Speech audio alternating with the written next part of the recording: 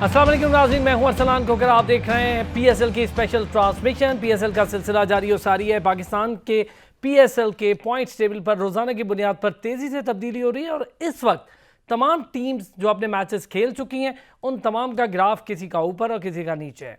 Islamabad United top पर है, लाहौर कलंदर 10 point, Peshawar ज़ल्मे 10 points और उसके बाद कराची किंग्स जिसे दिफाई चैम्पियन कहा जा रहा है और वो यकीनी मानों में दिफाई चैम्पियन है और उसके बावजूद वो दिफा करने में नाकाम दिखाई दे रही है। अपनी परफॉर्मेंस के ग्राफ का कंटिन्यूस मैचेस का हारना एक परेशानी का सबब है। 7 मैचेस हो चुके हैं, 6 पॉइंट्स के साथ खड़ी है।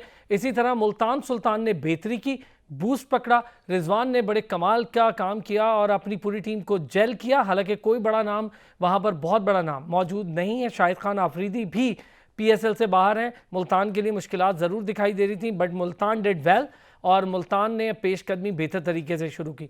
कोयटा ग्लैडिएटर ने आखिरकार को पहला मैच जीत लिया, लाहौर को हराया, लेकिन उस मैच में एक कंट्रोवर्सी बन गई। शाहीन आफरीदी और सरफराज जो कि पाकिस्तान के एक्स कैप्टन हैं और कोयटा ग्लैडिएटर के प्रेजेंट कैप्टन हैं, उनके दरमियान कंट्रोवर्सी ज़्यादा बड़ी नहीं थी, लेकिन कंट्रोवर्सी को सहाफ़ियों ने और सोशल मीडिया ने बहुत बड़ा बना दिया। काफ़ी ज़्यादा जंग चल पड़ी, कराची वर्सेस कोयटा, कराची वर्सेस लाहौर, अजीब अजीब कंट्रोवर्सीज़ हैं। अब देखते हैं कि होने क्या जा रहा है। 5 द प्लेसेस बाहर हो गए पीएसएल से, बड़ा धचका है कोयटा ग्लैडिएटर के लिए जो कि पहले ही मुश्किलात का शिकार है, लेकिन कराची के लिए बहुत सारी चीज़ें आज मैं डिस्कस भी करूंगा। मुझे स्टूडियोज़ में ज्वाइन किया काशिफ शबीर साहब ने, क्रिकेट कमेंटेटर हैं, क्रिकेट एनालिस्ट हैं, बड़ी गहरी नज़र रखते हैं क्रिकेट पर और ख़ास तौर पे पीएसएल के तमाम मैचेस को बड़ी गहरी निगाह से देख रहे हैं। बहुत सारी चीज़ें इस पर इनसे बात करूंगा। नादरा मुश्ताक ने हमें ज्वाइन किया, सीनियर स्पोर्ट्स जर्नलिस्ट हैं, मुख्तलिफ चैनल्स पर आप उन्हें देखते हैं, हमारे साथ आज मौजूद है। नादरा बहुत शुक्रिया, काशिफ भाई बहुत शुक्रिया, थैंक यू सो मच, आप दोनों हज़रात ने हमें आज टाइम दे दिया। पहले ज़रा मैं नादरा से पूछ लूँ, कराची से हैं नादरा, ये बताएं कराची किंग्स को क्या मसला हो गया? अच्छा खासा खेल रही है, दिफाई चैम्पियन है, दिफा करने में नाकाम है। 7 मैचेस हो गए, 6 पॉइंट्स के साथ खड़ी है, अगले 3 मैचेस लाजमी जीतेगी तो सेफ साइड पर रहेगी। अगर 2 जीतती है तो फिर मैं ज़रा इस पर आगे डिस्कस करूँगा कि क्या क्या मसाइल हो सकते हैं। देखिए, मुझे कराची किंग्स में सिर्फ जो स्ट्रगल करते हुए नजर आ रहे हैं वो कैप्टन, जो वाइस कैप्टन कहना चाहिए, बाबर आजम, वो जो है अपनी जो पार्टिसिपेशन है उनकी, वो मुझे नजर आती है कि वो भरपूर दे रहे हैं और वाकई वो क्रीज पे भी रहते हैं। लोगों का कहना तो ये भी है नाकदीन का कि बाबर आजम जो खेल रहे हैं वो अपने लिए खेलते हैं और वो अपना स्कोर बढ़ा रहे होते हैं, लेकिन आप अगर ओवरऑल देखें टीम की इस वक्त परफॉर्मेंस, तो मेरा नहीं ख्याल है कि टीम में हर प्लेयर जो है वो कंट्रीब्यूट कर रहा है और ऑनेस्टी के साथ। अच्छा, अभी जो पीएसएल का आप जिक्र कर, पीएसएल से इसमें हम देख रहे हैं एक जो टेम्पो था, जो रिदम बना हुआ था, वो बहुत लैक करता हुआ नजर आ रहा है। एक तो स्पेक्टेटर के एस्पेक्ट से आप देख लें, दूसरा टेलीवाइज हो रहा है, लोगों का इतना ज्यादा इंटरेस्ट है क्योंकि अभी जो है लोगों की कंसंट्रेशन है न्यूजीलैंड, इंडिया, फिर इंग्लैंड के मैचेस, फिर दूसरे इंग्लैंड और उसके साउथ अफ्रीका, वेस्ट इंडीज का होने जा रहा है, फिर इंग्लैंड के मैचेस अपने हैं, तो काफी डिफरेंट जो है इस वक्त गेम्स नजर आ रहा है, जिसके से पीएसएल की जो एक गहमा गहमी थी या खूबसूरती थी वो काफी हद तक मान पड़ गई है। अच्छा, प्लेयर्स जो हैं उनकी परफॉर्मेंस क्यों खराब हो रही है? एक तो ये कि शायद वहाँ जो वेदर है वो बहुत ही ज्यादा टफ वेदर है जिसमें इनको खेलना पड़ रहा है। हालांकि ये मैचेस जो है इवनिंग के ज्यादा हैं, डे टाइम में कम ही हो रहे हैं जिसमें इनको प्रॉब्लम आए, लेकिन मुझे यूँ लगता है कि इस वक्त उनका टेम्पो जो बना हुआ था ना पहले, वो काफी इन्होंने लूज कर दिया है, जिसकी वजह से इतनी अच्छी परफॉर्मेंस दिखने में नहीं आ रही है। अच्छा, बड़ा डिटेल आपने सारी चीज़ों का अहाता कर लिया। काशिफ शबीर साहब, सर बहुत तेज़ी से पॉइंट्स टेबल में तब्दीली, मुझे 2-3 रीज़न इसकी लगती हैं कि कुछ टीम्स हैं जो बहुत ज़्यादा डी फोकस हो गई हैं उन चीज़ों से जिस पर वो पहले फोकस कर रही थी। मे बी मैं गलत हो सकता हूँ, आप बेहतर। दूसरी तब्दीली शायद वेदर एक बड़ा मसला हो सकता है। तीसरा, पॉइंट्स टेबल पर जो तेज़ी से तब्दीली है वो कुछ टीम्स ने बहुत ज़्यादा मेहनत कर ली और उन्होंने सोच लिया कि नहीं यार ऐसे नहीं जाने देना पीएसएल को। देखें, सबसे पहली बात तो ये कि अब जो ये जब रिजम्पशन हुई पीएसएल की, वो चला गया अबू धाबी में। विकेट का बिहेवियर ऑल टुगेदर मुख्तलिफ हो गया। ट्रू, बैटिंग ट्रैक था पाकिस्तान में, कराची की विकेट्स हमारे सामने, बड़ा स्कोर हो रहा था, चेज़ भी हो रहा था। और वहाँ अब जो अबू धाबी की विकेट है वहाँ एप्लीकेशन की ज़रूरत है। आप देखें सिर्फ वही बैट्समैन स्कोर कर रहा है जो अपने आप को अप्लाई कर रहा है विकेट के ऊपर। शुरू के चंद ओवर मुश्किल हैं खेलने के लिए। अब जब तक आप विकेट पे सेट नहीं होंगे आप लंबा स्कोर नहीं कर सकते। और मेरा ख्याल है यही वजह है कि यहाँ टॉस बिल्कुल इमटेरियल हो गया। कोई पहले बैटिंग करने वाली भी टीम जीत रही है, बाद में बैटिंग करने वाली टीम भी जीत रही है। तो मैं समझते हैं ऑल इन ऑल जो प्लेयर एप्लीकेशन के साथ खेल रहा है, जो अप्लाई कर रहा है, वो इसमें कामयाब है। इसी तरीके से बॉलर्स को अगर देख लें, बॉलर जो प्रॉपर लाइन एंड लेंथ के साथ बॉल कर रहे हैं, जो वेरिएशन को इस्तेमाल कर रहे हैं, वो कामयाब हो रहा है। शुरू में हम ये सोच रहे थे कि शायद यहाँ पर स्पिनर्स जो हैं वो बहुत कामयाब होंगे क्योंकि स्लो ट्रैक है, वक्त के साथ साथ विकेट जो है वो स्लो होती जा रही है। लेकिन हमने देखा क्या कि वहाँ पर फास्ट बॉलर्स जो हैं वो जो ज़्यादा पेस इस्तेमाल कर रहे हैं, जो वेरिएशन के साथ बॉल कर रहे हैं, वही बैट्समैन को तंग कर रहा है। विकेट टू विकेट जो अच्छी गेंद कर रहा है वो बैट्समैन को तंग कर रहा है। तो मैं समझता हूँ कि ओवरऑल क्रिकेट का स्टैंडर्ड जो है वो बहुत मुख्तलिफ है as compare to what we saw in Pakistan Abu Dhabi में। उसी हिसाब से गेम जो है आगे प्रोग्रेस कर रही है। और जिस तरह इन्होंने बिल्कुल ठीक कहा कि टेम्परेचर का एक बहुत मेजर रोल है, क्योंकि एक मतलब इतनी गर्मी के अंदर जब आप मैच खेल रहे हैं, चाहे शाम ही क्यों ना हो, वहाँ ह्यूमिडिटी बहुत ज़्यादा है, फिर ड्यू फैक्टर है, तो बहुत ज़्यादा फैक्टर्स हैं जो प्लेयर्स को अफेक्ट कर रहे हैं और उसके बाद ये टूर्नामेंट हो रहा है। लेकिन मैं फिर भी कहूँगा कि PSL की रिजम्पशन बहुत इंपॉर्टेंट स्टेप था PCB का बड़ा अच्छा, मैं तो समझता हूँ बड़ा अच्छा स्टेप है कि उन्होंने इसको PSL को मुकम्मल कर रहे हैं ताकि हम PSL 7 जो है वो अगले साल में उसको लेकर जा सकें। अच्छा, स्पिनर की बात हो रही है नादरा, आपने सुना काशिफ जो कह रहे हैं, मेरा ख्याल है ठीक कह रहे हैं। पहले यही सोचा जा रहा था कि स्पिनर्स बड़ा हेल्पफुल होंगे, लेकिन मैं देख रहा हूँ कि धानी जैसे बॉलर्स, खुर्रम शहजाद जैसे बॉलर्स बड़ा अच्छा परफॉर्म कर रहे हैं। वहाब रियाज के कल आपने स्पेल देखा, बड़ा डेंजरस स्पेल था। बाबर आजम कराची में होना एक ब्लेसिंग है उनके लिए, वारंटी कार्ड है। बाबर आजम खुदा न खास्ता जैसे अनफिट हुए हैं, अगले मैचेस में प्रॉब्लम होती है जो कि कोई खबर कराची नहीं दे रहा, लेकिन मुझे ये लगता है मेरे पास जो अब तक की इतलात हैं शायद अगला मैच कराची का बाबर ना खेल पाए। अब तक की इतलात यही हैं क्योंकि बहुत ज़ोर से उन्हें बॉल लगा था एडी से थोड़ा सा ऊपर वाली साइड पे और था भी वहाब रियाज का, और आपको पता है 140 प्लस है। तो क्या कराची के लिए मुश्किल नहीं होगा? मैं अब तक देख रहा हूँ बाबर स्कोर करे तो कराची स्कोर करे।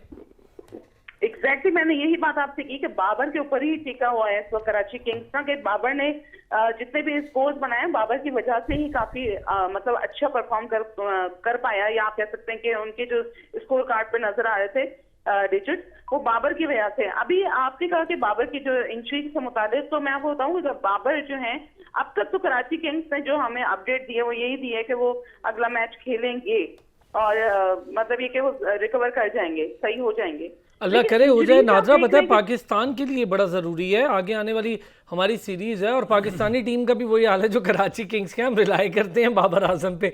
नादरा मुझे बताएं, अच्छा, मोहम्मद आमिर पे थोड़ी सी बात बाबर आजम की वो बिल्कुल क्लियर आई हैं और वो स्क्वाड को ज्वाइन कर लेंगे।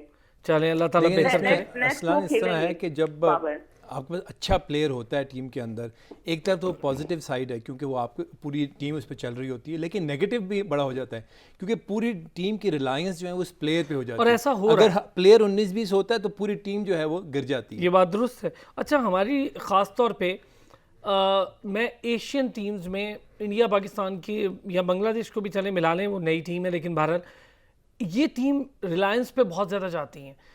इंडिया का बड़ा लंबा मसला रहा सचिन तेंदुलकर, सचिन चलेगा तो टीम चलेगी। हालांकि उस वक्त उनके पास Rahul Dravid, Ganguly, VVS Laxman top kind of players थे, लेकिन अगर सचिन नहीं चल रहा तो पता नहीं क्या था उनको। वो जिसको दीवार कहते थे राहुल द्रविड़ को, उसका बेचारे का चलना भी ज़ाया करा देते थे, बाकी लोग आउट हो गए। अच्छा, सेम मसला हमारे साथ बहुत लंबा अरसा था कि हमारे अगर ओपनर सईद अनवर नहीं चल रहा तो पूरी टीम फारिग हो जाती थी। फिर उसके बाद आके हम टिक गए मिडल ऑर्डर पे कि शुरू में कोई कुछ नहीं करता था, मिडल ऑर्डर में बेचारा इंजमाम और मोहम्मद यूसुफ लगे रहते थे। अच्छा, ये हाल अब बाबर आजम पे आके उसके बाद यूनुस और मिसबाह भी आगे सर बिल्कुल ऐसे CS देखें हम मिडल ऑर्डर पहले हम सर्वाइव करे थे ओपनिंग के लिए, स्ट्रगल करे, अब ओपनिंग बेहतर हो गई है, हम करें क्या मिडल ऑर्डर के लिए? देखें, ये तो ओवरऑल पूरा स्ट्रक्चर चेंज करने की ज़रूरत है। हर इंडिविजुअल को अपना रोल समझने की ज़रूरत है और उसको वो रोल निभाने की ज़रूरत है। अब हमने ये तो डिस्काउंट तो अपने आप को पहले ही दे दिया कि हमारे ओपनर्स ने काम करना ही नहीं है, टेल एंडर्स का हमें पता है कि उन्होंने कुछ करना ही नहीं है। अब गेम आ गई बीच में 2-3 प्लेयर्स के ऊपर, रिजवान हो गया, बाबर आजम हो गया, और हम कहते हैं बस यही 2 प्लेयर स्कोर करें तो पूरी टीम इनके इर्द गिर्द घूमेगी। मैं कहता हूँ यही चीज़ गलत है। देखें जहाँ, जिस तरह मैंने पहले कहा, जहाँ एक अच्छे प्लेयर का वहाँ टीम में बहुत मेजर रोल होता है, वहाँ ये नेगेटिव साइड भी इसके साथ साथ चल रही होती है। आपने बैट्समैन की तो बात की, अब आप बॉलिंग में देख लें, जब दो डब्ल्यूज जब खेलते थे तो सारी रिलायंस उन दो के ऊपर ही थी कि उन्होंने ही सारी की सारी विकेटें लेनी है, किसी और ने नहीं लेनी। फिर शकलैन मुश्ताक आए तो पता लगा अब शकलैन मुश्ताक ने ही स्पिन का रोल अदा करना है, कोई और नहीं है। तो मैं समझता हूँ ये अब जिस हमने NCA बना दी है लाहौर में, तो नेशनल एकेडमी जो है उसको इसके ऊपर काम करने की ज़रूरत है, वहाँ से ग्रूमिंग होने की ज़रूरत है, वहाँ से टैलेंट को निखारने की ज़रूरत है। आप जब टीम के अंदर आ जाते हैं वहाँ आपको बैटिंग स्किल नहीं सिखाते, आपको तो टेक्निक्स तो आप सीख कर आए होते हैं, लेकिन उसमें हल्का सा निखार पैदा किया जाता है। तो मैं समझता हूँ कि ये अंडर 19 और पूरे स्ट्रक्चर को बेहतर करने की ज़रूरत है, ताकि अब आप इंडिया के आपने मिसाल दी सचिन तेंदुलकर, अब आप बताएं ना इंडिया को, सर अब तो आप कोहली को निकाल दें, है। शर्मा को कोई निकाल फर्क दें, नहीं पड़ता, कोई फर्क नहीं पड़ता। ऑस्ट्रेलिया में हमने देखा कि 60 पे पूरी टीम आउट हो जाती है, अगला अगले मैच, दो matches, what a comeback sir, 2 matches उन्होंने बगैर अपने टॉप बैट्समैन के पूरा ऑस्ट्रेलिया और को पछाड़ के रख के दिया। साथ उन्होंने वो किया जो हैरान कौन था। इसका मतलब उन्होंने अपने स्ट्रक्चर पे काम किया। अब हमें भी अपने स्ट्रक्चर पे काम करने की ज़रूरत है, और यही मकसद है PSL का। देखें PSL में आप क्रिकेट तो देख रहे हैं, लेकिन PSL से आपने स्ट्रक्चर बनाना है, आपने वो कैटेगरी ऑफ क्रिकेटर्स निकालने हैं जो पूरी दुनिया में पाकिस्तान को रिप्रेजेंट। ये बात सही है। नादरा थोड़ा सा इसमें आप भी ऐड करें, क्या कहती हैं, हमें स्ट्रक्चर बेहतर करने की ज़रूरत है? वसीम खान काफ़ी स्ट्रक्चर बेहतर तो कर रहे हैं, काफ़ी कुछ तो चेंज कर दिए हैं उन्होंने डोमेस्टिक क्रिकेट में। देखिए हर जगह पर इम्प्रूवमेंट के तो रूम होता है, ये नहीं कह सकते कि उन्होंने आए और उन्होंने सब कुछ कर दिया। अभी भी काफी कुछ करने की जरूरत है, क्योंकि काशिफ क्योंकि खुद भी एक बहुत जबरदस्त एनालिस्ट भी हैं और खुद भी क्रिकेट को जानते हैं। जितना ये जानते उतना मैं शायद इतना अच्छा एनालिसिस नहीं कर पाऊंगी, लेकिन हाँ बिल्कुल क्रिकेट को और मजीद इम्प्रूव करने की जरूरत है। ये नहीं है कि आपने सिर्फ क्रिकेटर्स को जो है अमाउंट पे करना शुरू कर दिया, गो कि उन्होंने काफी अच्छे काम किए हैं। ऐसा नहीं है कि वसीम खान ने कुछ नहीं किया, काफी अच्छे काम भी किए हैं, लेकिन अभी उनको मजीद जैसे डिपार्टमेंट की इन्होंने जो क्रिकेट को खत्म कर दिया है, तो उनको चाहिए कि थोड़े से जो प्लेयर्स हैं, जो इस वक्त बहुत सारे ऐसे प्लेयर्स हैं जो कि आपकी नजर में नहीं है, वो उस वक्त खेलते थे डिपार्टमेंट में, उनके ऊपर भी फोकस करें, उनको भी एडजस्ट करें कहीं ना कहीं पर। जैसे अभी जो इन्होंने मैं नादरा चाहूंगा आपका कमेंट। नादरा मुझे इस पे भी कमेंट दें, मिडिल ऑर्डर के लिए क्या करें? हमने मिडिल ऑर्डर में सिलेक्शन जो की है इंग्लैंड के लिए और आगे के टूर के लिए, कैरिबियन टूर के लिए, वो आजम खान को सोच कर की है, कमाल नहीं हो गया? देखिए मिडिल ऑर्डर में कौन खेल रहा है कौन नहीं खेल रहा है, लेकिन वो क्या खेल रहा है ये बहुत इंपॉर्टेंट है। और ये क्वेश्चन आप मुझसे कर रहे हैं, मैंने एक साबित कप्तान से किया, उनके पास भी इसका जवाब नहीं था, हफीज के पास के मिडिल ऑर्डर का। ये बड़ा मुश्किल क्वेश्चन है कि वो किस तरह से कोलैप्स होती है। हमारे पास क्या मिडिल ऑर्डर के लिए प्लेयर नहीं है? मुझे ये बताएं नादरा, मिडिल ऑर्डर के लिए कोई नाम नहीं है? हम घूम फिर के वापस शोएब मलिक पे आ जाएंगे, हफीज पर आ जाएंगे, मजबूरी है हमारे पास मिडिल। अच्छा अब एक ज़माने में हम ओपनर के लिए स्ट्रगल कर रहे थे, अब आपके पास ढेर ओपनर है, उनको कहाँ खिलाएं? फ़खर जमान है, शर्जील है, बाबर है, रिजवान है, 4 तो आपने ये रखे हुए, आबिद अली है, शान मसूद हो सकते हैं। अरसलान ये तमाम ओपनर्स जो अच्छे हैं, मैं कहती हूँ ज्यादा से ज्यादा प्लेयर्स बनने चाहिए, ये उसी वक्त यूटिलाइज होंगे जब आप 3 फॉर्मेट के अलग अलग टीमें बना देंगे। जब आप टीम्स बनाएंगे तो ऑटोमेटिकली जिनको चांस नहीं मिल रहा उनको चांस मिलेगा, और जो जिस फॉर्मेट में खेल रहा है वो उसमें और ज्यादा ग्रूम होगा। आपको याद है ऑस्ट्रेलिया ने इसी तरह से रखा था, उनके पास बड़े जबरदस्त प्लेयर्स निकल के सामने आए, एक आध होते थे जो कि ODI भी खेलते थे और T20 भी खेलते थे। इनको इस तरह से करना पड़ेगा। अच्छा ये बात मैं एग्री करता हूँ नादरा से, ऑस्ट्रेलिया का जिक्र किया है। मैं सबसे कामयाब विकेट कीपर बैट्समैन की अगर बात करूँ, एडम गिलक्रिस्ट की, वो वनडे में ओपनर थे और टेस्ट में 6 नंबर पर बैटिंग करते थे।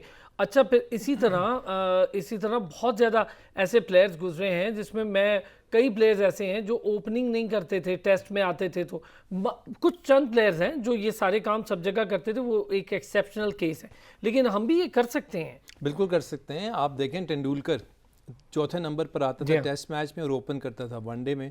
पाकिस्तान में भी ऐसा होना चाहिए, और इन्होंने बिल्कुल ठीक कहा कि हमें तीनों फॉर्मेट की अलग अलग टीम्स होनी चाहिए। हर बंदे को अपना अपना रोल पता होना चाहिए, उसने किस रोल पे खेलना है। अगर आपको ओपनर चाहिए तो फिर वो प्रॉपर ओपनर होना चाहिए। ये रोल नहीं समझ आ रहा ना, वो प्रॉपर ओपनर होना चाहिए, वो पार्ट टाइमर नहीं होना चाहिए। मैं तो अभी भी रिजवान के हालांकि नादरा रिजवान थोड़ा को- सा ना आजम खान वाली बात को गोल कर गई है मोइन खान से कोई जरा तो दोस्ती की वजह से, लेकिन मैं नहीं चाहूंगा नहीं आप नहीं नहीं, मैं कभी भी दोस्ती मेरी कभी किसी से, कहते हैं वो एक मिसाल है, मैं कभी भी ऐसी दोस्तियां नहीं निभाती। मुझे तो पता मैं है तो नादरा सबको बहुत अलग अच्छे बोल से देती पता है, हूँ। बहुत अच्छे से पता है। फिर जरा इस पे एक कमेंट भी लेकिन- करें ना, फिर मैं काशिफ का भी लूंगा। पहले ये बताएं कि आजम खान की सिलेक्शन जस्टिफाई करती देखिए, है? It's too early to induct in the team, मैं तो इतना समझती हूँ ये Good. बहुत अर्ली कर दिया है। देखिए, असल में हम क्या करते हैं, हमारा हमारा एक ईमान नहीं है पाकिस्तान क्रिकेट बोर्ड का, हमारे से मुराद है पाकिस्तान क्रिकेट बोर्ड। आप कहते हैं कि डोमेस्टिक की परफॉर्मेंस पे मैं रखूंगा, ठीक है, फिर आप किसी का 2-4 मैचेस खेले डोमेस्टिक के, आप उनको लेकर आ जाते हैं। ये बात भैया, सही है। आजम ने इतना ज्यादा नहीं खेला, आपके सामने और बहुत सारे थे, कामरान गुलाम थे, दानिश अजीज थे, जिनको आपने अभी ड्रॉप कर दिया। आपको चाहिए था उनको लेकर जाते ताकि वो मजीद ग्रूम होते। देखिए, इस तरह मोराल जो है ना, वो बहुत ज्यादा इनका वो हो जाता है, शेकी हो जाता है। जितने भी प्लेयर्स होते हैं उनको आप मौका ही नहीं दे रहे। इनको आपने मौका फौरन दे दिया, क्यों दे दिया वो तो सभी ने बहुत लिख भी दिया, बोल भी दिया, मैं वो बातें तो नहीं कहूंगी, लेकिन ये बहुत अर्ली कर दिया। इसी तरह से आपने नसीम शाह को लेकर आए, मोहम्मद अब्बास को लेकर आए, उसके बाद आपने कहा वो तो किसी काबिल ही नहीं है, वो नहीं है। अब मोहम्मद अब्बास ने वहां जाके इंग्लैंड में कमाल जो कर काउंटी दिया। है उसमें उन्होंने 6-7 विकेटें उड़ानी, तो उनको वापस टीम में लेकर आ गए। तो मतलब आपका अपना भी तो कोई क्राइटेरिया होगा ना, कोई ये जस्टिफिकेशन समझ पीसीबी नहीं भी आ रहा करेगा ना। ना, कि या तो आप एक माइंड बना ले कि जिस काउंटी के कोई परफॉर्मेंस दे रहा है उसको हमें रखना है, या फिर डोमेस्टिक के कर रहे हैं। आप तो कहते हो कि जहां पर आप फंस रहे होते हो वहां आप कहते हो नहीं जी, इसने तो वहां फलानी जगह परफॉर्म किया है। आपकी अपनी स्ट्रैटेजी क्या है, वो आज तक किसी को क्लियर नहीं हो सकी है। अच्छा, लेट्स मोर स्पेसिफिक, क्या पीएसएल कोई क्राइटेरिया बना लिया है? दिखता तो ऐसा ही है कि सिलेक्शन के लिए आजम की सारी परफॉर्मेंस लीग में ही है और उसके अलावा कोई डोमेस्टिक में तो उस तरह नहीं थी। अब हमने T20 वर्ल्ड कप पे जाना है। मुझे बताएं, आजम गुड प्लेयर, मैं कोई तनकीद नहीं कर रहा हूँ और मैं ये नहीं कह रहा किसी को किसी के बेटे होने की वजह से कोई नुकसान नहीं होना चाहिए। अगर वो अच्छा प्लेयर है तो उसको खेलना चाहिए, वाई नॉट।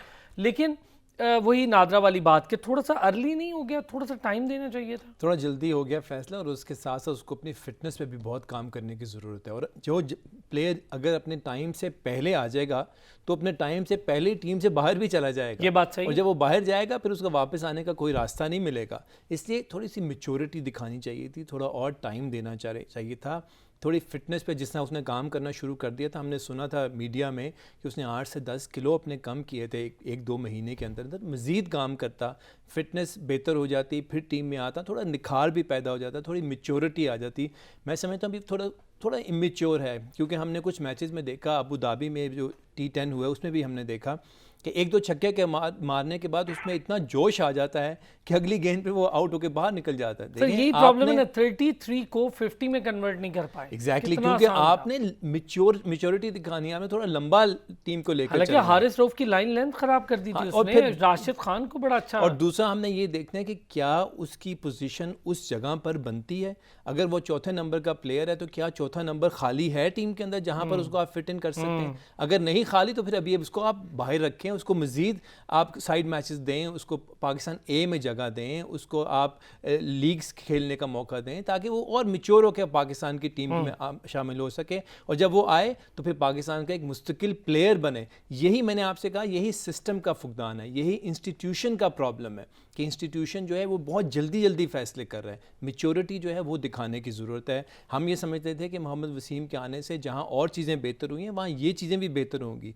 डेफिनेटली वसीम ने जो है ये ऐसे सेलेक्टर हैं जिन्होंने वाकई कायद-ए-आज़म ट्रॉफी से, और ऐसे प्लेयर्स जिन्होंने लीग्स में पॉपुलर फैसले किए हैं, बिल्कुल ठीक कह रहे हैं, अच्छे फैसले किए, लेकिन एक क्राइटेरिया होना चाहिए। ये नहीं कि आपने कंप्यूटर लैपटॉप सामने रख लिया और आप उस पर फैसले करने लग गए, ये ठीक नहीं है। और दूसरी बात, जब आपने एक प्लेयर को चांस दे रहे हैं तो उसको 2-4 भी हो गया था, नहीं तो उसको 2-4 सीरीज के लिए चांस दें। आप एक सीरीज के बाद, एक इनिंग्स के बाद आप फैसला नहीं कर सकते उसके फ्यूचर के बारे में। आपको ये देखना कि क्या इसकी टेक्निक ठीक है। देखें वो एक प्लेयर आया, मेरा उसका जहन से नाम अचानक निकल गया, जो कहते थे बिल्कुल बाबर आजम की कॉपी है।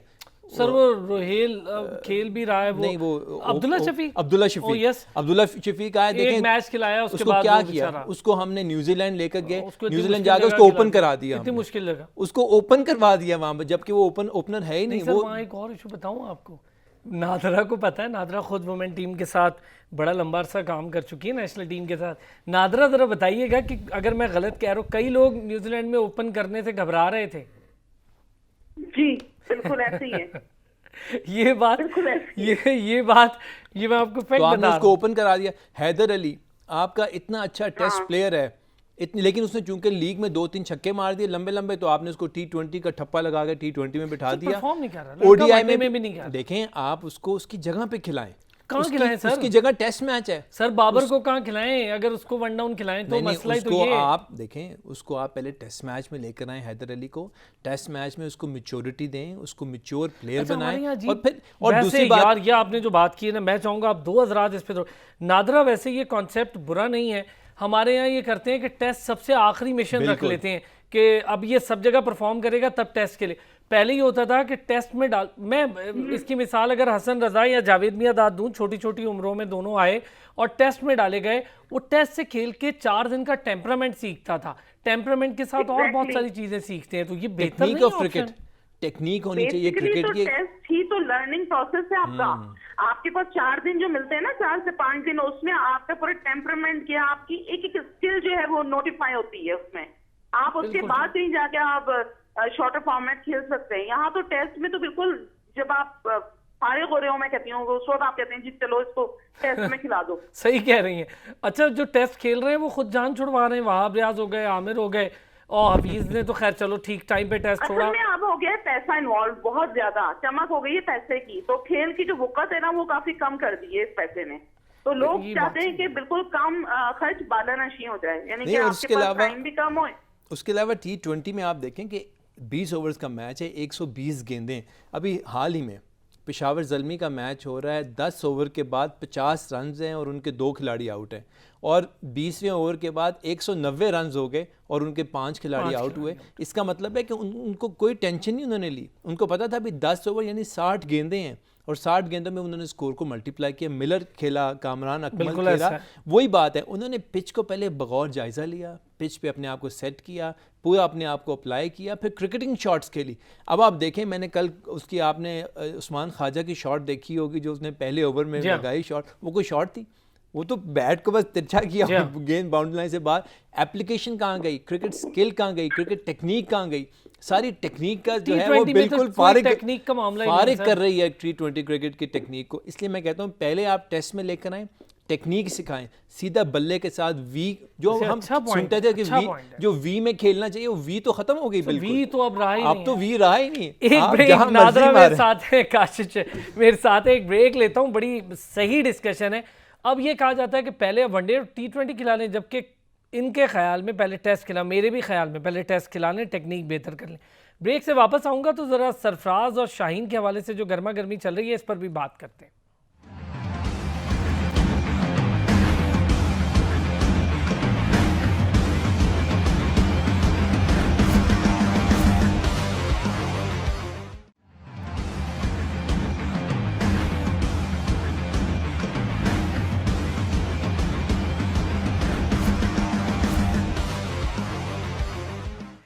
वेलकम बैक जी। बुरी खबर के साथ वापस के क्वेटा के 3 आउट हो गए 35 पर, सरफराज खड़े हुए हैं। ये कोई बुरी खबर उनके लिए भी है जो सरफराज को भी बहुत पसंद करते हैं, मैं तो करता हूँ उसको बतौर कैप्टन भी, और मैं चाहता हूँ क्वेटा एक अच्छी टीम है, आगे बढ़े, खेले। हालांकि मेरी अपनी टीम अलग है, मैं जिसे सपोर्ट करता हूँ, लेकिन क्वेटा एक बहुत अच्छी टीम है। क्वेटा 4 सीजन्स की टॉपर रही है, पता नहीं क्यों पिछले सीजन से और इस सीज़न में आउट ऑफ कलर नज़र आई है। क्या वजह है यार? 3 खिलाड़ी आउट, काशिफ शबीर साहब, एकदम 3 खिलाड़ी आउट क्वेटा के, और क्वेटा को थोड़ा सा आज मेरा ख्याल है 180 स्कोर था, तो सुकून से खेलते, ओपनर खेलते, अगर ओपनर ले जाते मेरा ख्याल है 8 या 9 ओवर्स तक 60-70 रन भी होते, आगे फिर इजी हो जाता। देखें, जहां हम बात करते हैं ग्रेट प्लेयर की, वहां एक ग्रेट प्लेयर आपका बाहर डग आउट में भी बैठा होना चाहिए। पहले 2 सीजन में इनके पास था रिचर्ड्स, सर, नो डाउट वो बाहर बैठा था, वो वहाँ बाहर बैठ के पूरी प्लानिंग, गेम प्लान बनाता था और आगे गेम प्लान को फॉलो करवाता था सरफराज। मैं समझता हूँ रिचर्ड्स की एक कमी महसूस हो रही है, number 1। Number 2, selection of the team जो है वो थोड़ी फॉल्टी है। डिपेंडेंस जो है वो टीम की सही तरह बन नहीं रही, टीम सही तरह जेल नहीं कर रही। उसके बाद आंद्रे रसल का, फैफ डुप्लेसी का वो निकल जाना टीम से, वो एक और धचका टीम के लिए। डेल स्टेन का वापस ना आना भी एक बड़ा मसला हो, वो मसला हो गया। उसके अलावा खैर डेल स्टेन तो वैसे भी आउट ऑफ कलर हो चुका हुआ है, ठीक है, लेकिन नाम तो है ना। लेकिन मैं समझता हूँ सरफराज को थोड़ा अपने आप को काम डाउन करने की जरूरत है। वो एक्स्ट्रा प्रेशर एग्जर्ट करते थे अपने बॉलर्स के ऊपर, अपने बैट्समैन के ऊपर। अच्छा, उनको हर पता बॉल है पे जाके नहीं समझाना चाहिए। नहीं, और दूसरी बॉलर को आप बॉलर को अपना माइंड भी अप्लाई करने दें। बॉलर को एक प्लानिंग के साथ गेंद कर रहा होता है, आप वो करने नहीं देते। और बॉलर को पता है कि मैंने अगर एक चौका खाया, एक छक्का खाया, तो एक तो वैसे डांट पड़नी है, ऊपर से कप्तान की डांट भी पड़नी है। ये बात सही है। तो एक्स्ट्रा प्रेशर भी एग्जर्ट कर रहा है, तो कप्तान को भी थोड़ा रिलैक्स होकर थोड़ा कूल डाउन होने की ज़रूरत है। मैं समझता हूँ ये सारे फैक्टर्स हैं जिसकी वजह से सरफराज जो है वो बहुत बुरी तरीके से डैमेज हो रहा है। और सॉरी, एक आखिरी बात, और चूंकि सरफराज ने अपनी पोजीशन बनानी है वापस टीम में, और पीएसएल ही वो मौका है जहां वो कुछ दिखा सकता है, और वो भी नहीं दिखा सक रहा, तो मैं समझता हूँ वो भी एक्स्ट्रा प्रेशर जो है पूरी टीम के ऊपर तो साइकोलॉजिकल इफेक्ट, सारे फैक्टर्स जो हैं वो क्वेटा ग्लैडिएटर। क्या कहती हैं नादरा, इस वक्त 3 आउट हुए हैं, आजम खान और सरफराज खड़े हैं। आजम ने पिछले मैच में भी ठीक खेला, अच्छा खेला, लेकिन अनफॉर्चुनेटली 50 में तब्दील नहीं कर पाया। ये भी उसको सीखना है। अभी अच्छा प्लेयर है, स्कोर करता है, हार्ड हिटर है, ज़रूरत पड़ सकती है ऐसे प्लेयर की। सरफराज के लिए बहुत सारी वजूहत मैं और आप पहले भी डिस्कस कर चुके हैं, लेकिन क्या ख़ास वजह है सरफराज की? बार बार बॉलर्स के साथ डिस्कशन, कन्वर्सेशन, ये वजह बहुत ज़्यादा बन रही है। मुझे लगता है जो सीनियर कमेंटेटर्स हैं, जो क्रिकेट को बेहतर जानते हैं, एनालिस्ट हैं, उनकी राय इस पे थोड़ी डिफरेंट है। मेरी राय है, मैं अभी जूनियर हूँ तो मेरी डिफरेंट है। मैं आपकी राय इस पे जानना चाहूँगा। सरफराज मुझे लगता है कि वो प्रेशर बहुत ज्यादा ले रहे हैं, जिसकी वजह से देखिए उनकी जो शिकस्त जो उनको हो रही है, मुस्तकिल वो हार रहे हैं। अच्छे फैसले रहे के भी टीम उनके साथ जो है उस तरह से नहीं चल रही जैसा वो इमेजिन करते थे पहले भी, जिस तरह से सरफराज कैप्टनसी करते रहे। लेकिन अब सिनेरियो जो है वो टोटली चेंज होता चला जा रहा है, जिसकी वजह से देखें एक इरिटेशन जो होती है इंसान के अंदर की, वो कहीं ना कहीं बाहर आती है। आपने देखा जो पीएसएल का जो 6th एडिशन के शुरू में हमने यहाँ पर देखा, कराची में भी उन्होंने काफी बॉलर्स को तनकीद का निशाना भी बनाया, मुस्तकिल उनको जो है वो मतलब रिस्ट्रिक्ट कर रहे थे, या उनको मुस्तकिल आप डायरेक्शन दे रहे थे कि इस तरह का, उस तरह। समहाउ एक चीज अच्छी भी होती है, लेकिन आप कंटिन्यूअसली किसी को क्रिटिसिज्म के उसमें टोन में अगर कहेंगे तो वो बुरी बात है। रही बात सरफराज की अपनी परफॉर्मेंस थोड़ी बेहतर नजर आई थी अभी जो साउथ अफ्रीका के मैच में, लेकिन उनको ज्यादा चांसेस नहीं मिले। ठीक है, अब क्यों उनको चांसेस नहीं दी जा रहे? क्योंकि वो इंटरनेशनल मैच से काफी अर्से से काफी दूर थे। ठीक है, अगर आप पीएसएल की परफॉर्मेंस देखें तो उसमें भी सरफराज की परफॉर्मेंस नहीं है, तो कहीं ना कहीं उनका जो बैड पैच चल रहा है वो उनके दिमाग पे हावी हो रहा है। वो पूरे के पूरी जो एक गुबार जिसे कहते हैं वो सारे प्लेयर्स के ऊपर निकाल रहे हैं, जो बहुत ही बैड साइन है, नेगेटिव साइन है। आपने खुद काम किया हुआ है क्रिकेट टीम के साथ डायरेक्टली, ये बताएं जब बैड पैच आ रहा होता है, साइकोलॉजिकल मसाइल होते हैं, तो अच्छे प्लेयर्स जो होते हैं, जो टॉप रेटेड प्लेयर्स होते हैं, वो कैसे इससे निकलते हैं? मैं इसलिए आपसे पूछ रहा हूँ कि एक बहुत अच्छा बाबर आजम जैसा प्लेयर है, उसके साथ एक गैर ज़रूरी कंट्रोवर्सी जोड़ने की कोशिश की गई, आप जानती हैं वो, लेकिन उसने उसका असर नहीं लिया, और क्या कमाल तरीके से अपना फोकस क्रिकेट को रखा। उसको पता था जब मुझे कोई मसला ही नहीं है तो मैं फोकस क्रिकेट रखूं। क्या सरफराज जैसा सीनियर कैप्टन, मैं कैप्टन इसलिए सीनियर कह रहा हूं, आप जानती हैं कि वो जूनियर टीम से कैप्टनसी करता हुआ आ रहा है, उसको पाकिस्तान की कैप्टनसी मिली, फिर अपने डिपार्टमेंट की कैप्टनसी मिली, अब वो क्वेटा ग्लैडिएटर, इतने लंबा अरसा कैप्टनसी करके अगर बंदा ये सोचना शुरू कर दे कि कोई और मुझसे अच्छा खेल रहा है और वो मेरी जगह ले रहा है, तो फिर भाई आप उससे अच्छा खेल लो। बिल्कुल, सरफराज ने अपनी फिटनेस पर तो तवज्जो दी है, लेकिन उनकी जो अभी बैटिंग है वो इतनी मजेदार नजर नहीं आ रही है। आपने इसकी बात की कि ऐसा क्यों होता है, तो मेरा ख्याल से पाकिस्तान क्रिकेट बोर्ड जहां पर इतने ज्यादा पैसे खर्च करता है, वहां पर एक जबरदस्त किस्म का माहिर नफ्सियात जो कि टीम के प्लेयर्स के लिए खास तौर पे अपॉइंट किया जाए, जो कि उनको एक एक चीज को डेली बेसिस पे जो है एनालिसिस करे कि उनकी साइकी किस तरह से चल रही है। जैसा आप रिहैब करवाते हैं, इस तरह से आपको माहिर नफ्सियात 24 आवर्स जो कि है वहां पर होना चाहिए, जो कि इनके साथ रहे टीम के, और इनकी एक एक मूवमेंट को नोट करे, ताकि उसके बाद उनकी साइकी पे काम करना बहुत जरूरी है। जो जिस तरह से सरफराज के साथ ये जो बैट पैच चल रहा है, और जिस तरह आप कहते हैं ना, आपने अभी जिक्र किया था गालिबन शाहीन का, तो देखिए चढ़ते सूरज के तो सब पुजारी होते हैं। वो ठीक बात है कि इसमें कोई लिमिटेशन नहीं है सीनियर जूनियर की। अगर उसने बाउंसर करवा दिया तो उस पर हाइपर नहीं होना चाहिए था। ये सरफराज को उसमें अपनी सीनियरिटी नहीं शो करनी चाहिए थी। लेकिन दूसरे एस्पेक्ट से अगर मैं बात करती हूँ तो शाहीन शाह अफरीदी ने जिस तरह से याद होगा बाबर को भी करवाया था, क्योंकि बाबर इस वक्त करंट कैप्टन है तो और उनको जिस तरह उन्होंने बाव किया था और बड़े इज्जत दी थी, तो क्या वो सरफराज के साथ नहीं कर सकते थे? फर्क सिर्फ इतना है कि इस वक्त सरफराज मौजूदा कैप्टन नहीं है और बाबर मौजूदा कैप्टन है। ओहो, बात तो सही है। अच्छा, आज मैंने इस पर बात भी की कहीं और भी। आप समझते हैं कि ये फ़र्क है? और थोड़ा सा रिस्पेक्ट का आंसर चलें। वैसे तो मैं समझता हूँ, मुझे याद है कि ब्रेटली जब आए तो डोमेस्टिक खेलने के लिए, और फिर उनका जो मैच था वो अगेंस्ट था मार्कवा स्टीवा जैसे प्लेयर्स के, और वो ऑलरेडी ऑस्ट्रेलिया खेल चुके थे, कैप्टन रह चुके थे। उसने बाउंस किया तो मार्कवा की कैप पे लगा और कैप गिर गई, लेकिन उसने कोई सॉरी वॉरी नहीं की ब्रेटली ने, और ना ही मार्कवा ने उसको कुछ कहा, क्योंकि ये पार्ट ऑफ द गेम है। तो मेरा नहीं ख्याल कि ये सब नहीं। एक दूसरी बात है कि शाहीन शाह अफरीदी ने अपने करियर का आगाज़ किया था उसकी सरफराज अहमद की कैप्टनसी के अंदर। अब ये तो देखना होता है कि आपका किसके साथ फ्रीक्वेंसी मैच करी, किसके साथ केमिस्ट्री आपकी मिल रही है। तो शाहीन शाह अफरीदी की बाबर आजम के साथ ज़्यादा मिल रही होगी, और दूसरी बाबर आजम का कंपैरिजन आप सरफराज के साथ नहीं कर सकते। जो उसका कैलिबर बन चुका है वो सरफराज का नहीं बना। और दूसरी बात है, सबसे इंपॉर्टेंट बात ये है कि सरफराज को बाउंसर के ऊपर नाराज होना बनता ही नहीं है। हाँ, ये बात सही है। आपको तो खेलना है वो बाउंसर तो एक स्ट्राइक बॉल है बॉलर के पास। अगर वो बाउंसर ही नहीं कराएगा तो आपको परेशान किस तरीके से करेगा? तो वहाँ तो आपकी स्किल जो है वो टेस्ट होनी थी, वहाँ स्किल आपकी टेस्ट हुई और आपने मार खा ली। आंद्रे रसल को मूसा ने ज़ख्मी करके वापस वेस्ट इंडीज़ भिजवा दिया, उसने तो आगे नहीं मूसा से कहा कि तुम मुझे सॉरी करो। तो इसलिए ये तो बिल्कुल अजीब बचगाना बात है कि आपने सॉरी करो क्यों कहो। मैं समझता हूँ कि इन्होंने पहली बात बहुत अच्छी की नादरा ने, कि जो एक साइकोलॉजिस्ट का इन्वॉल्व होना बड़ा ज़रूरी है, लोगों की साइकी के ऊपर काम करने की ज़रूरत है।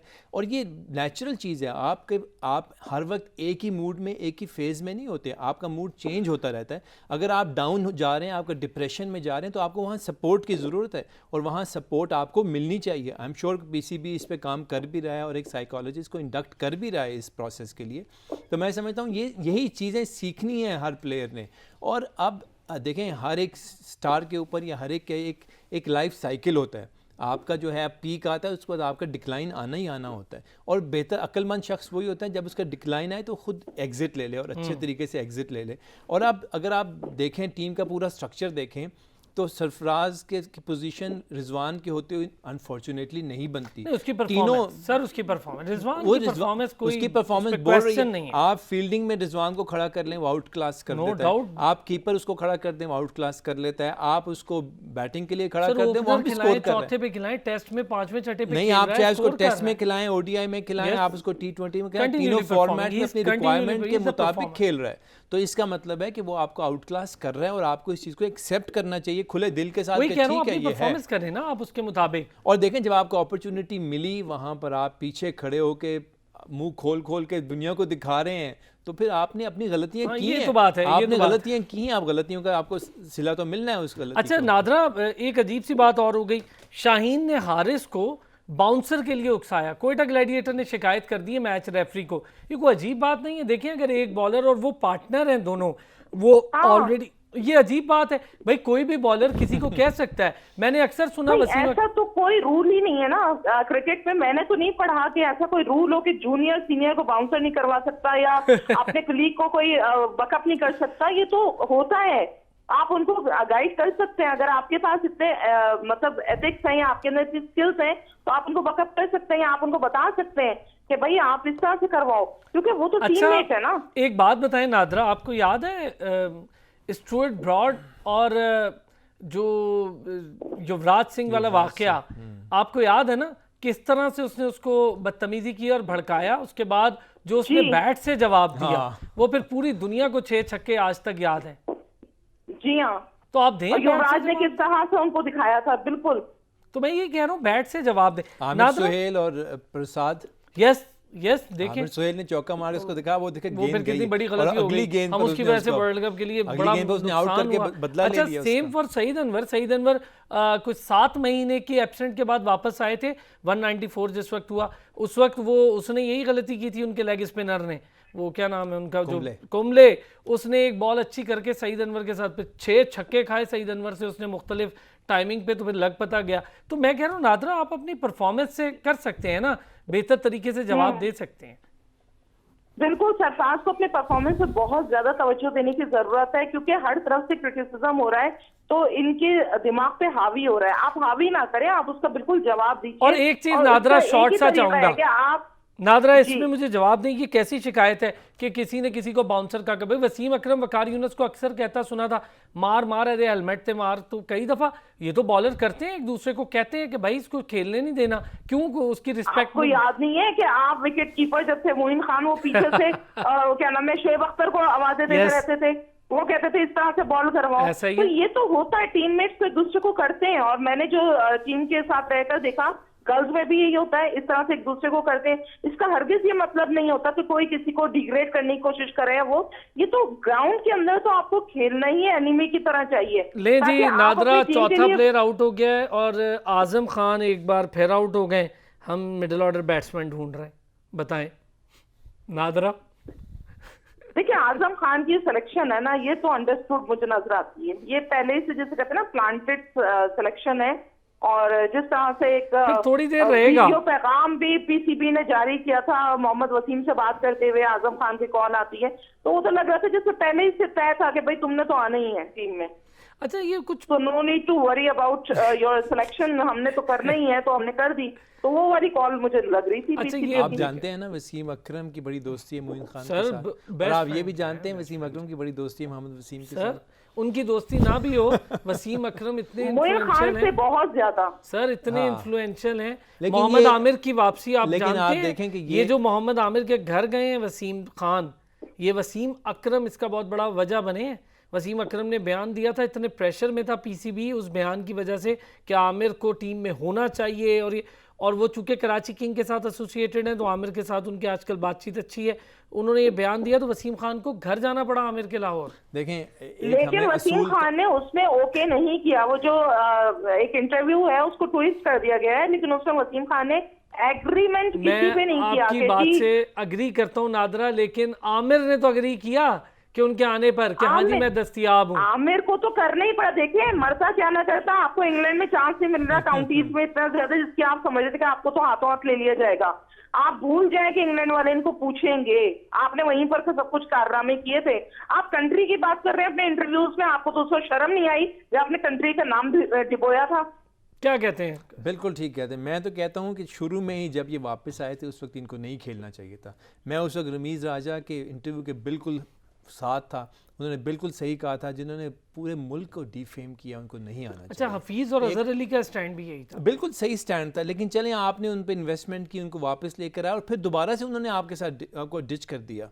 आपको कहा जी कि मैं इन दो कोचेस के साथ नहीं खेल सकता। देख रहा हूँ इफ्तिखार के साथ करते हुए जब मुख्तलिफ हवालों से वो उल्टी सीधे काम, भाई आप विकेट निकालें ना, अगर आप इतने बड़े बॉलर हैं तो आप लड़ने की बजाय विकेट निकालें, क्यों लड़ रहे हैं किसी से जो आपको छक्के मार रहा है? ये भी रिसेंट मैच में हुआ है। देखें फिर वही बात है, परफॉर्मेंस जो है वो बोलती है। हम आज भी वसीम अकरम वकार यूनुस को क्यों याद करते हैं? उनकी परफॉर्मेंस की वजह से। शोएब अख्तर को आज क्यों याद करते हैं? उनकी परफॉर्मेंस की वजह से, उन्होंने परफॉर्म किया। और जावेद मियांदाद आज भी ग्रेट जावेद मियांदाद है, क्योंकि उन्होंने मुल्क के लिए परफॉर्म किया। यूसुफ यूनुस, ये वो प्लेयर्स हैं जिनके लिए मुल्क सबसे आगे था, चाहे ये बीमार हों, चाहे ये इंजर्ड हों, चाहे कुछ भी हो, ये अपने आप को पीछे कर देते थे, मुल्क को आगे कर देते थे। वसीम अकरम ग्रेट वसीम अकरम क्यों है? इंसुलिन के इंजेक्शन लगाता था और मुल्क के लिए खेलता था। आपने बड़ी सही बात की, मुल्क के लिए वो खेलता था। इसका मतलब है कि मुल्क को उन्होंने रिटर्न किया, जो इज्जत उनको मुल्क ने दी रिटर्न की। आज हम दोनों यहाँ बैठे हैं अपने मुल्क की वजह से बैठे हुए। आमिर मोहम्मद आमिर, अगर मोहम्मद आमिर है तो पाकिस्तान की वजह से मोहम्मद आमिर है। अगर आप अपने मुल्क को रिप्रेजेंट नहीं करना चाहते तो फिर मैं समझता हूँ कि कोई भी काउंटी, कोई भी लीग आपको नहीं एक्सेप्ट। और ये हो भी रहा, मोहम्मद आमिर का नाम काउंटी से निकला और ग्रूमिंग दूसरे बॉलर, और ये अगर ये समझे ना कि इसकी ग्रूमिंग नहीं हो रही, टीम के अंदर ग्रूमिंग होगी, टीम के अंदर आपको अपॉर्चुनिटी मिलती है, आपको नए इंटरनेशनल नए टैग लगना ही बहुत बड़ी टैग बात के अलावा इंटरनेशनल एक्सपोजर मिलता है No आपको, doubt, वहाँ से सीख कर फिर आप लीग्स में जाकर उस चीज़ को अप्लाई करते हैं। अगर आप सिर्फ लीग खेलना चाह रहे हैं, इसका मतलब है आपने बड़ा सा टैग लगा दिया कि आप पैसे सिर्फ सर, पैसे के लिए पैसे सर। सिर्फ पैसे के लिए खेल रहे हैं, आपको मुल्क की सर कोई वो फिक्र समझ नहीं रहे है। थे एबी डिविलियर, डेल स्टेन और इनके नक्शे कदम पे चल के बहुत सारे लेकिन पैसे वो कमा लूंगा। कब मैं जरा रिटायरमेंट के बाद, और रिटायरमेंट भी अपनी प्रॉपर एज सर में वो जाकर वो ली उन्होंने ठीक किया, उन्होंने फिर ये नहीं कहा कि हमने मुल्क को धोखा देके कर दी, उन्होंने कहा जी अब हम नहीं खेल पाएंगे, नहीं खेल तो वो ठीक है। अच्छा नादरा, आपको सबसे बेहतर टीम इस वक्त पीएसएल में कौन सी लग रही है? मुझे तो इस्लामाबाद यूनाइटेड जिस तरह से जेल हुई है और जिस तरह से उनका टीम कॉम्बिनेशन है, मुझे तो सरे फहरिस्त सबसे बेहतर वही लग रही है। लेकिन मुझे ये लगता है कि लाहौर कलंदर ऊपर आ जाएगी। लेकिन लाहौर कलंदर नादरा स्ट्रगल नहीं कर रही लाहौर मिडिल ऑर्डर कलंदर में। जरूर, देखिए अब देखिए अरसलान, अभी तो चल रहा है मैच का, अभी तो मैचेस बहुत सारे बाकी हैं। लाहौर कलंदर की अगर आप देखें, बैटिंग बॉलिंग दोनों में बहुत जबरदस्त कर रहे हैं। मतलब उनकी अगर प्रीवियस परफॉर्मेंसेस देखें और अभी हालिया देखें प्रेजेंट, तो लाहौर कलंदर मेरे ख्याल से काफी उन्होंने अपने आप को चेंज किया, काफी मेहनत भी की है। तो मुझे काशिफ ये साहब। लगता है कि लाहौर कलंदर जो है वो काफी आगे जाएगी। देखें, अगर आप स्कोर बुक पे देखें, अगर आप वैसे टीम का मुवाजना करें, तो मैं अभी भी समझता हूँ लाहौर कलंदर और कराची किंग्स ऐसी दो टीमें जिनको फाइनल खेलना चाहिए। लेकिन जिस हिसाब से जेलिन किया है इस्लामाबाद यूनाइटेड ने, इमर्जिंग टीम है इस्लामाबाद यूनाइटेड, लेकिन अगर आप उनकी बैटिंग ऑर्डर देखें तो उनके पास कॉलन मनरो और उस्मान ख्वाजा के बाद कोई बैटिंग नहीं है। ये तो इत्तेफाक हो रहा है कि इफ्तिखार चल रहा है, आसिफ भी चल रहा है जो कि बिल्कुल आउट ऑफ फॉर्म था। मैं समझता हूँ ये बड़ी आसिफ ने बात जो इनिंग खेलनी थी पीएसएल में उसने खेल ली। अच्छा। इफ्तिखार ने जो खेलना था वो खेल सर लिया। 2 कंसेक्टिव इनिंग्स खेली है, बहुत बड़ी बात है और बड़ी ही अनहोनी सी बात है कि इफ्तिखार ने 2 इनिंग्स और वो भी इस उम्र में? इकट्ठी खेल ली। तो लेकिन मैं अभी भी समझता हूँ कि कराची किंग्स जो है वो कम बैक करेगी। कराची किंग्स की अगर आप कॉम्बिनेशन देखें, शर्जील, बाबर आजम, गप्टिल अभी तक नहीं चला, उसने चलना है और वो बड़े मैच का प्लेयर है, उसने बड़े मैच में चलेगा गप्टिल। इमाद वसीम खुद अच्छा बैट्समैन है, लेकिन बस वो जरा लेकिन उसके अलावा परेशान है। आप बॉलिंग साइड देख लें, बॉलिंग साइड भी बड़ी अच्छी, मोहम्मद टॉप आमिर की बॉलिंग वजह से साइड है, बड़ी। उनके पास सबसे अच्छे बॉलर्स हैं लाहौर के बाद। लेकिन मैं समझता हूँ नंबर 1 टीम अगर इस टूर्नामेंट की है तो वो लाहौर कलंदर है, और लाहौर कलंदर वापस आएगा और फाइनल जो है लाहौर कलंदर का ही मिलेगा। मोस्ट प्रोबेबली ये इस्लामाबाद यूनाइटेड और लाहौर कलंदर का फाइनल भी हो सकता है। अच्छा, ये जो आज का मैच है नादरा, आज के मैच में शान मसूद ने 70+ स्कोर किया है।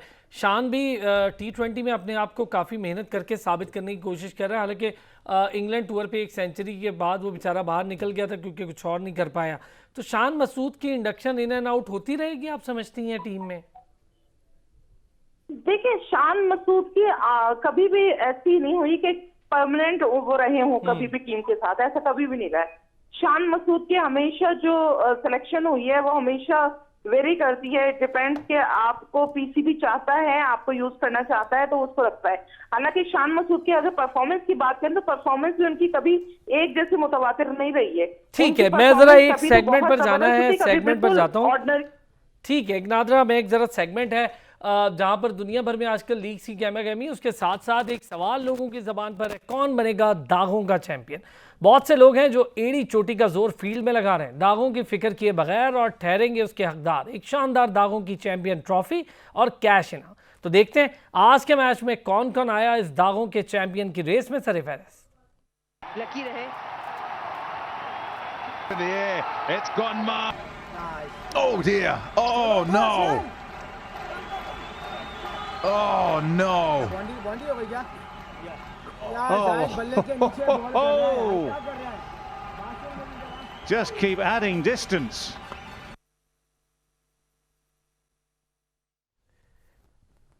ठीक है जी, ये थे दागों के चैंपियन। काशिफ शबीर साहब बहुत शुक्रिया, आपने वक्त निकाला, आज अच्छी और हेल्दी डिस्कशन हो गई। नादरा बहुत शुक्रिया आपका, आपने हमारे लिए टाइम निकाला और बड़ी हेल्दी और बड़ी मज़ेदार डिस्कशन हो गई। थैंक यू सो मच आप दोनों हजरात का। कल फिर होगी आपसे मुलाकात स्पेशल ट्रांसमिशन के इसी सिलसिले में, अपना ख्याल रखिएगा।